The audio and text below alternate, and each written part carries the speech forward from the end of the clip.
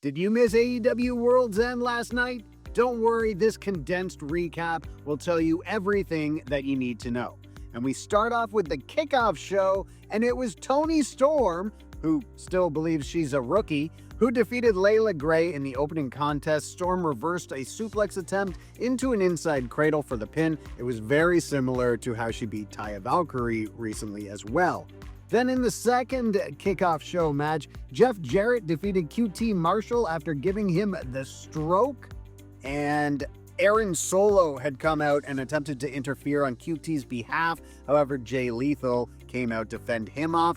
But later, Jeff Jarrett would announce that he's going to have a special announcement regarding the future of his career on Dynamite this week. So teasing that a retirement announcement could come on Dynamite. Then the final kickoff show match saw the Outrunners team with Top Flight against the Murder Hawk Monsters and Lio Rush and Action Andretti. They showed the tag champs Private Party watching this match on in the back. So the match ended when Lio Rush got the pin on Dante and Martin off a frog splash, and this came after Lio had blind tagged himself in on Lance Archer. So after the match ended, the two heel teams were seen arguing with each other when Private Party came out to the ramp, and then we had a stare down between Private Party and Action on Andretti and Lio Rush, and they are going to have their title match next week.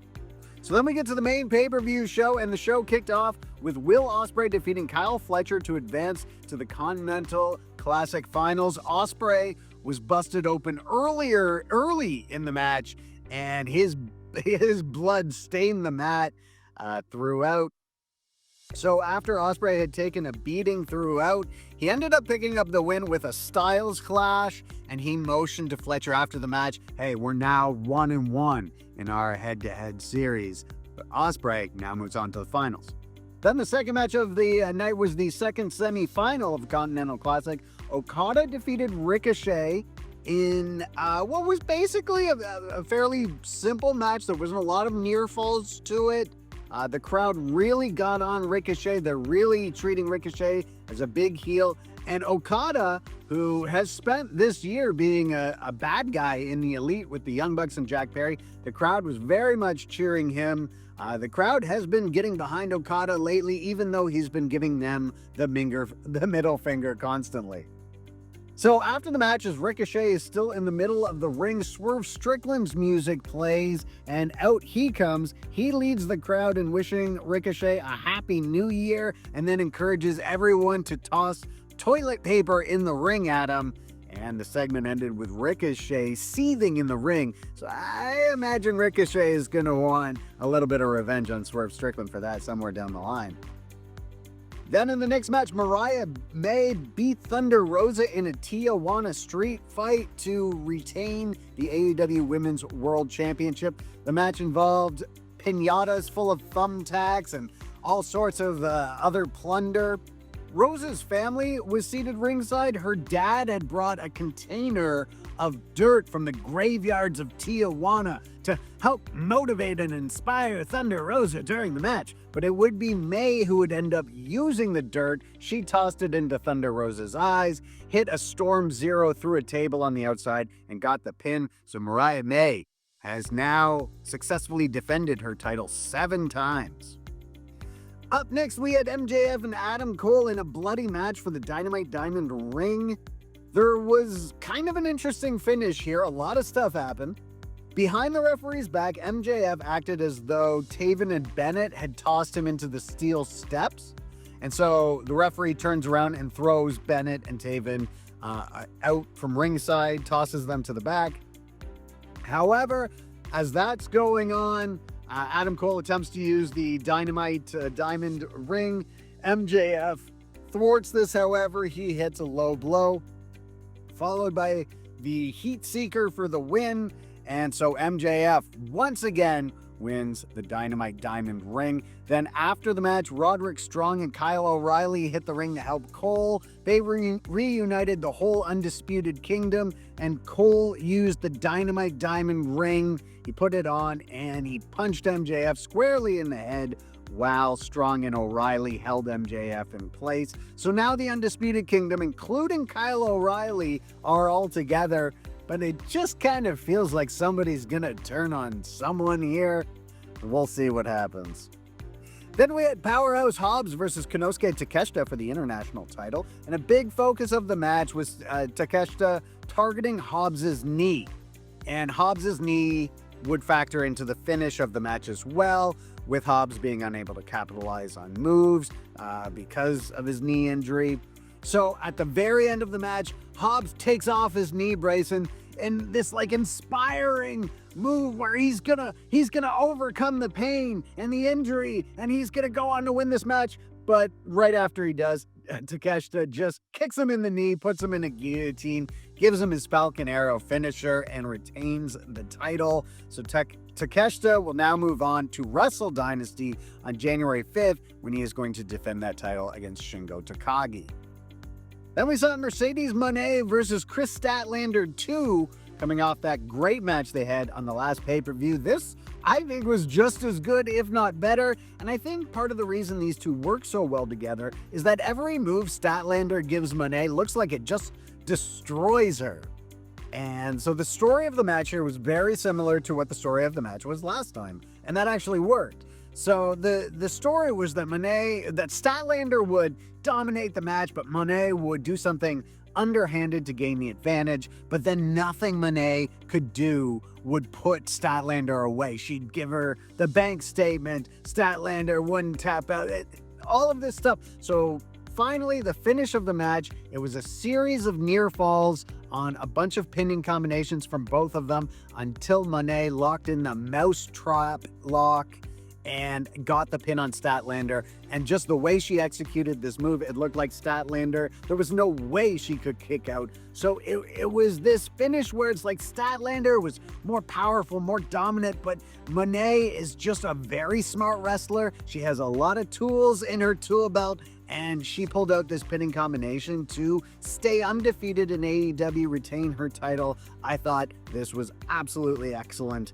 However, the next match was even better as we get to the Continental Classic Finals.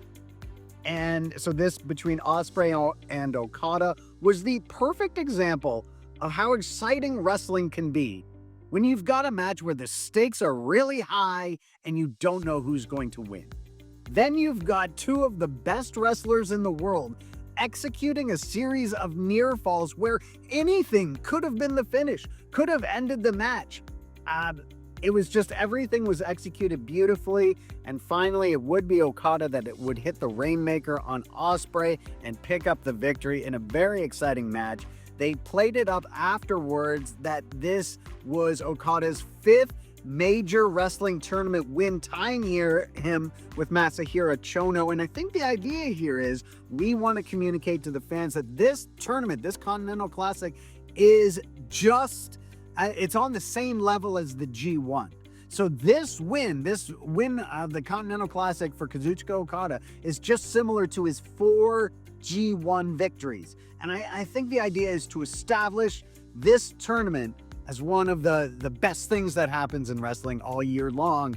And I think this went a long way to doing that. So then after the match, Christopher Daniels comes out and said, normally, hey, I'd present you with the Continental title, but I'm no longer an EVP here. And he says, but this man is, and who returns? He's been away for a year with a serious case of diverticulitis. Kenny Omega comes out. He, without saying a word, picks up the Continental Championship, walks it to the ring, gives it to Okada, claps for him. Okada holds up the title in Kenny Omega's face, and we get just a tease, just a little suggestion that these two historic rivals who had a classic trilogy in New Japan Pro Wrestling are destined to face each other in AEW as well. We got just a little tease of it. And then we went to our main event, which was the 4-way for the AEW World Championship, and it quickly became apparent why Moxley was willing to book this match, why Moxley wanted a 4-way match, even though statistically speaking that should reduce his odds of retaining significantly. However, it was a four-way match, so there's no disqualifications, and the Death Riders just interfered more or less throughout the whole thing, so it basically was a 5-on-3 advantage for Moxley. So the story they would tell here is that the baby faces, the three challengers, Orange Cassidy, Jay White, and Hangman Page, although I'm not sure if they're all baby faces, but the story was that they did their best and they represented the biggest threat to Moxley when they were all working together as a team. But it was when there was dissension between them, or it was when their own selfish goals of wanting the world title came between them, that they weren't able to take it to Moxley. Moxley then pinned Jay White with the Death Rider. The Death Riders then continued the assault on the babyfaces after the match until FTR's music played. They came out, followed by a returning Adam Copeland, who we haven't seen since he jumped off the cage against Malachi Black. He returns. They are rated FTR. They come, they clear the ring. Copeland gives Moxley a spear. Before that, we got a bit of a stare down between the two of them. And Copeland tells Moxley and the Death Riders, we're taking over. We're taking all of this. What you're doing, we're taking it away from you. And then in the post-event press conference, Copeland and FTR really played up how they are best friends in real life. They've just gone through this horrible thing living in Asheville, North Carolina together, trying to help their community come back after Hurricane Helene. And now they are a team, they are a family, which is in contrast to Orange Cassidy, Hangman Page, and Jay White. They weren't a team. And so that's why the Death Riders were able to get the advantage on them. But rated FTR, now these new challengers to Moxley's throne come in, and they are working as a team. So that represents a bigger threat.